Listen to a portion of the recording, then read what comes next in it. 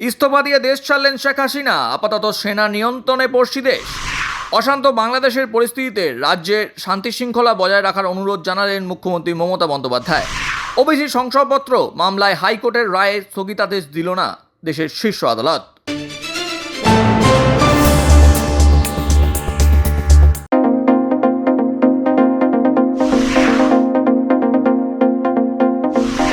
অগ্নিগর্ভ বাংলাদেশে অবশেষে ইস্তফা দিলেন প্রধানমন্ত্রী শেখ হাসিনা। এরপর দেশ ছাড়েন তিনি, সঙ্গে ছিলেন বোন।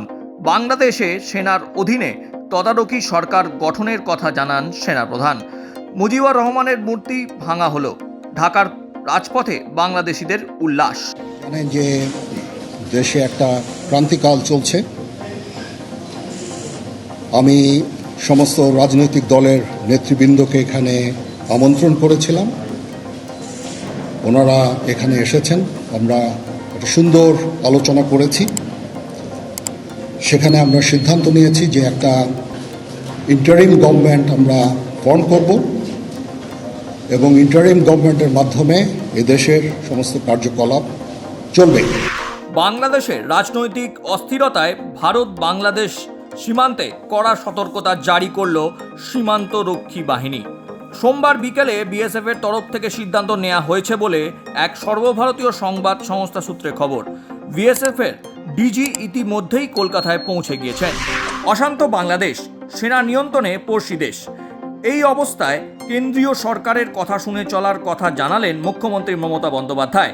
কোনো রকম প্ররোচনায় পা না দেওয়া, গুজব রটানো ও গুজবে কান না দেওয়ার আর্জি জানান তিনি। সর্বোপরি শান্তি বজায় রাখার অনুরোধ করেন রাজ্যের প্রশাসনিক প্রধান। সমস্ত সম্প্রদায়ের মানুষের কাছে শান্তি থাকুন, সুস্থ থাকুন, কেউ কোনো সাম্প্রদায়িকতার মূলক আচরণ করবেন না এবং আইন হাতে নেবেন না। ওবিসি শংসাপত্র মামলায় হাইকোর্টের রায়ে স্থগিতাদেশ দিল না দেশের শীর্ষ আদালত। হাইকোর্টের নির্দেশে বাতিল হয়েছিল রাজ্যের প্রায় 12 লাখ ওবিসি শংসাপত্র। সেই নির্দেশকেই চ্যালেঞ্জ করে মামলা হয় সুপ্রিম কোর্টে। সোমবার সুপ্রিম কোর্টের প্রধান বিচারপতি DY চন্দ্রচূড়ের বেঞ্চ ওবিসি তালিকাভুক্ত 77টি সম্প্রদায়ের বিষয়ে রাজ্যের থেকে হলফনামা তলব করেছে। 1 সপ্তাহের মধ্যে ব্যাখ্যা সহ হলফনামা জমা দিতে হবে রাজ্যকে। আগামী শুক্রবার এই মামলার পরবর্তী শুনানি। বঙ্গ বিধানসভায় বাদল অধিবেশনের শেষ দিনে শাসক তৃণমূল এবং বিরোধী বিজেপির মধ্যে বিরল ঐক্যের সাক্ষী থাকার ঘটনা প্রত্যক্ষ করা গেল। নিজের বক্তব্যে শুভেন্দু অখণ্ড পশ্চিমবঙ্গের উন্নয়ন নিয়ে প্রস্তাব আনতে রাজ্যের পরিষদীয় মন্ত্রী শোভন দেবকে অনুরোধ জানান।